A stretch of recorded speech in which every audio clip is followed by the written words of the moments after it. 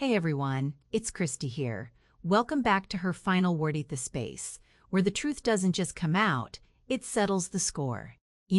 Gossip travels faster than sound, but it usually hits a dead end when it runs into cold, hard facts.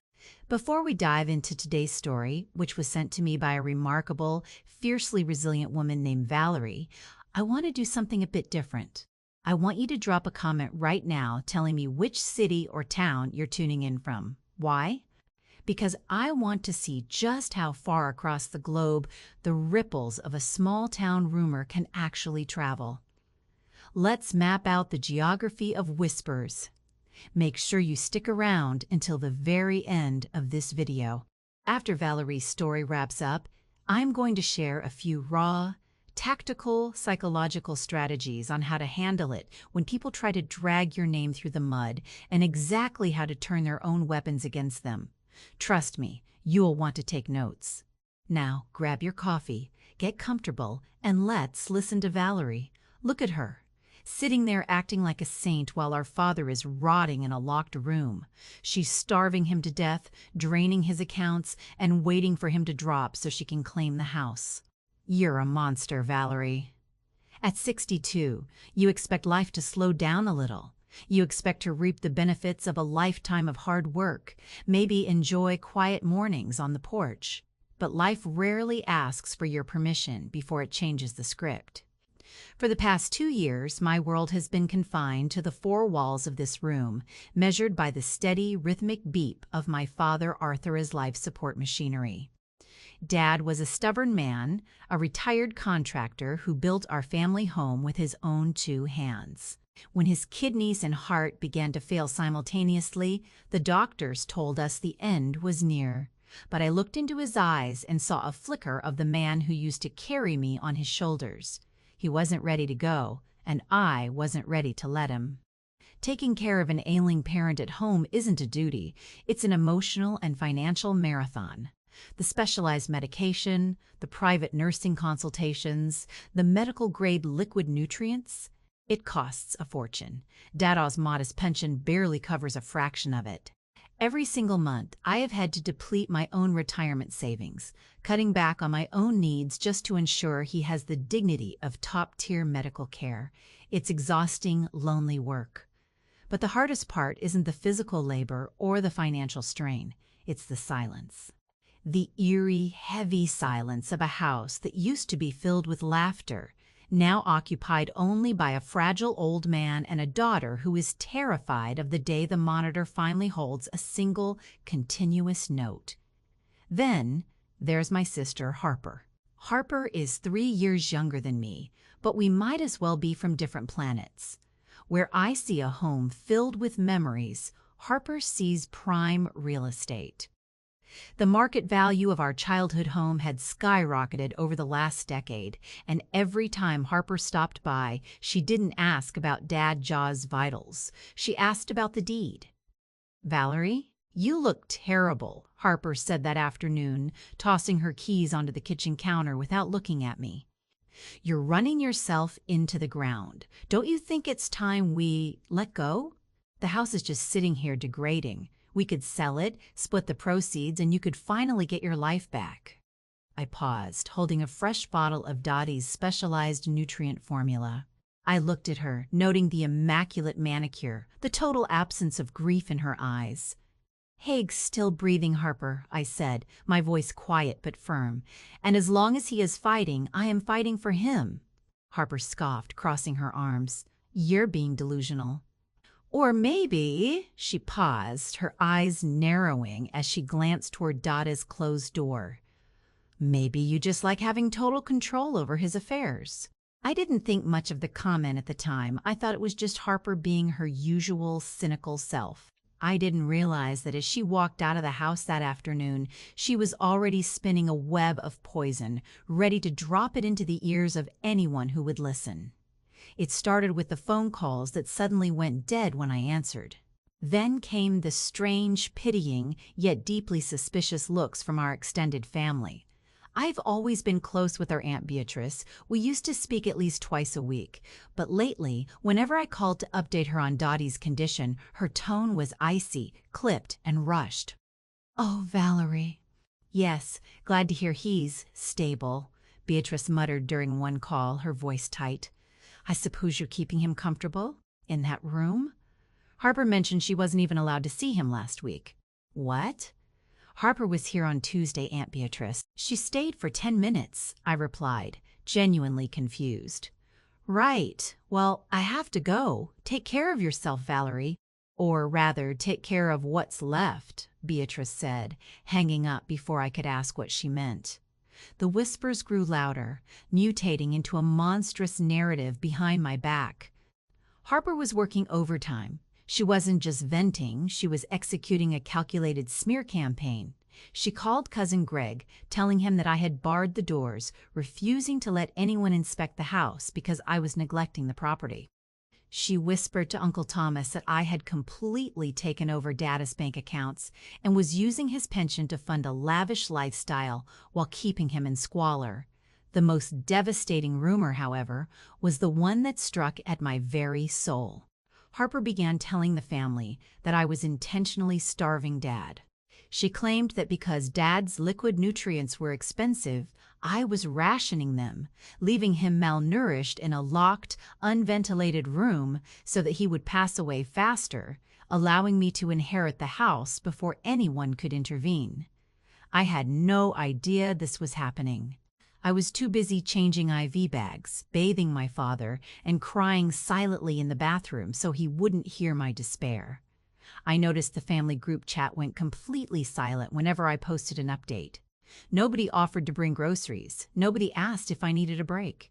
They just watched from a distance, fed a steady diet of malicious lies by my own sister. One evening, I ran into Cousin Greg at the local supermarket. I reached out to touch his arm, smiling. "Greg, it's been so long. How are the kids?" Greg flinched away from my touch as if I were contagious. He looked at my cart, which contained nothing but basic groceries and medical supplies. His eyes hardened. "We know what you're doing, Valerie," Greg said, his voice dripping with disgust. "Harper told us everything. You should be ashamed of yourself. A woman your age, robbing her own dying father." Before I could even process the words, he turned on his heel and walked away, leaving me standing in the middle of the aisle, my heart hammering against my ribs, utterly paralyzed by a ghost I couldn't see. 2 weeks later, I received a formal invitation to a family meeting at Uncle Thomas's house. The phrasing was polite, but the undercurrent was demanding. They wanted to discuss Dad Oz's long-term care arrangements. Relieved that the family was finally stepping up to offer support, I prepared a detailed binder of Dad Oz's medical charts, expense receipts, and doctor recommendations. I wanted them to see exactly what it took to keep him comfortable. When I arrived, the atmosphere was thick with hostility. Aunt Beatrice wouldn't look me in the eye. Cousin Greg was crossing his arms, scowling. And there, at the center of it all, was Harper, looking entirely pristine, dabbing a non-existent tear from her eye with a silk handkerchief. "Thank you for coming, Valerie," Uncle Thomas began, his voice heavy with patriarchal authority. "We've called this meeting because serious concerns have been brought to our attention regarding the way you are handling Arthur's care and his finances." I stood at the edge of the room, clutching my binder. "Concerns? What kind of concerns? I have all his medical records right here. I have every single receipt for his treatment." Harper stood up, her voice trembling with a masterful performance of pure heartbreak. "Oh, Valerie, stop the act. We know the truth. You've locked Dad away in that house. You're using his pension to pay off your own debts, and you're starving him." "I went to the house last week and found the door locked, and when I looked through the window, he looked like a skeleton." "You're waiting for him to die so you can steal the house." A murmur of agreement rippled through the room. Aunt Beatrice shook her head, muttering, "Monster." I felt the blood drain from my face. The sheer audacity of the lie left me breathless. "Harper, you know that's not true." Dad is on a highly specialized clinical diet because his organs can't process solid food. The room is kept locked when the private nurse isn't there to ensure the sterile equipment isn't compromised. I'm not using his pension. His pension doesn't even cover a quarter of his medical bills. Prove it, Harper shouted, stepping forward, her eyes flashing with a predatory gleam. You can't, because you've spent it all. Uncle Thomas, we need to legally remove Valerie as Dad's caregiver. We need to put him in a state facility, sell the house immediately to cover his supposed debts, and ensure that someone responsible like men takes over the estate before she completely ruins us. Uncle Thomas nodded grimly.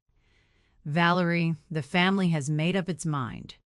We are signing a petition for a competency and welfare check, and we will be pursuing legal guardianship. We cannot allow you to abuse our brother any longer. They looked at me with pure condemnation. They had already tried, judged, and convicted me in the court of their own whispers. Harper looked at me over Uncle Thomas's shoulder, a slow, triumphant smile spreading across her lips. She thought she had won. She thought the old, tired sister would just break down and cry. But she forgot one thing. I am Arthur's daughter, and I don't back down from a fight. You want proof? I said, my voice no longer shaking. It was as cold as ice, cutting through the murmurs in the room. You want to talk about Daddy's finances, his care, and who is really trying to end his life? Fine. Let's talk. I tapped the screen, dialing a number, and placed it on speakerphone.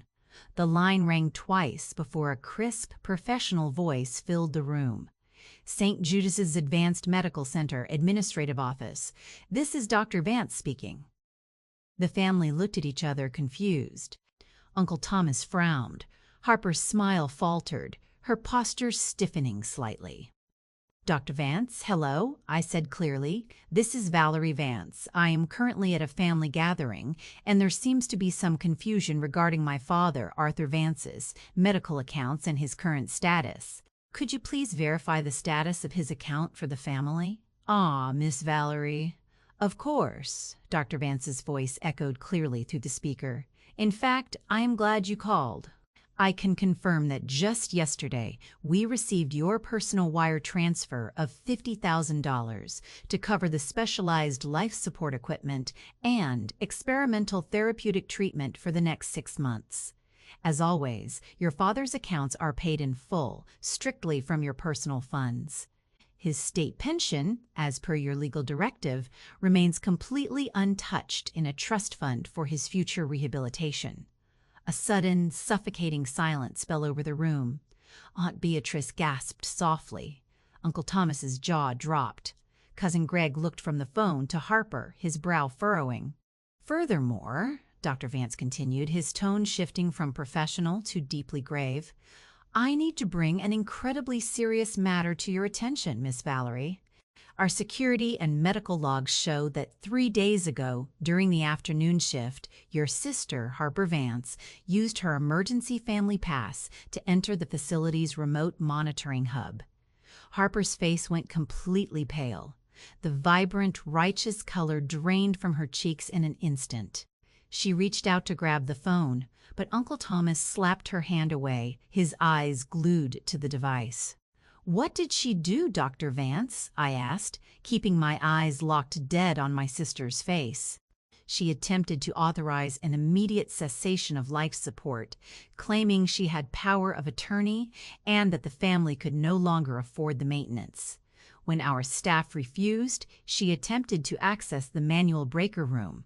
Fortunately, our advanced security systems locked her out, and we have the entire incident recorded on high-definition CCTV, along with her signed digital check-in. The room erupted. You tried to kill him? Uncle Thomas roared, his voice shaking the walls. Harper, you told us he was rotting at home. You told us Valerie was starving him. She lied about everything. Cousin Greg muttered, his face red with shame as he looked at me. Valerie, oh my God, Valerie, we didn't know. Harper was hyperventilating, backing away from the table. No, it's a mistake. That doctor is lying. Valerie paid him off to say that. You know she's always been jealous of me. Uncle Thomas, don't listen to her. The camera doesn't lie, Harper, I said, my voice rising just enough to command the room. I reached into my binder and pulled out a stack of paper, not medical bills, but legal documents. And neither does the bank. I knew you were talking behind my back. I knew you were visiting the neighbors, the relatives, spreading your toxic venom. You thought I was too tired, too broken by grief to notice. But every time you opened your mouth, someone who actually cares about the truth told me. I threw the documents onto the table. They scattered across the polished wood, landing in front of Aunt Beatrice and Uncle Thomas. Those are affidavits for defamation, along with a formal criminal complaint for attempted endangerment of a vulnerable adult, I stated calmly.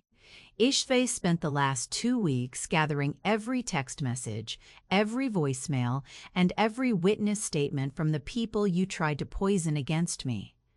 Harper looked at the papers, her hands shaking so violently she couldn't even pick them up.